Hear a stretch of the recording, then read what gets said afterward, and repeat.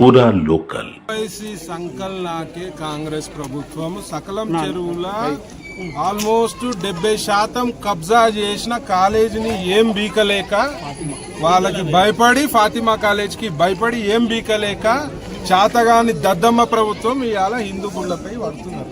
ఇవాళ కాంగ్రెస్ కి ఓటేసే హిందువులకు సిగ్గుండాలి, కాంగ్రెస్ కి ఓటేసే హిందువులు తలదించుకునే పరిస్థితి. ఆల్రెడీ కాంగ్రెస్ రాగానే దునియా గుళ్ళపై దాడులు జరిగినాయి. ఈ మధ్య దాడులు జరుగుతున్నాయంటే ఎవడో దుండగుడు దాడి చేయాలి, లేదంటే కాంగ్రెస్ ప్రభుత్వమే దుండగుడు రూపంలో దాడి చేయాలి. ఇవాళ వచ్చి అర్ధరాత్రి దొంగల లెక్క విగ్రహాన్ని తీసుకుపోయి వేరే గుళ్ళ పెట్టాల్సిన అవసరం లేదు. ఇవాళ 60 నుంచి 70 ఏళ్ల పాత గుడి వేల ఎకరాలు 100 ఎకరాలు కబ్జాకు గురి పడుతున్న ప్రభుత్వ స్థలాల్లో శాతగాక 100 గజాలు కూడా లేని అమ్మవారి గుడిని అలా కబ్జా చేసిరని చెప్పి అలా గుడి స్లాబులు కూలగొట్టి అమ్మవారి విగ్రహాన్ని తరలించారు. ఒక శాస్త్రం ప్రకారం తరలించాలి. అసలు వాస్తవంగా అసలు తరలించే రైట్ అనేదే లేదు.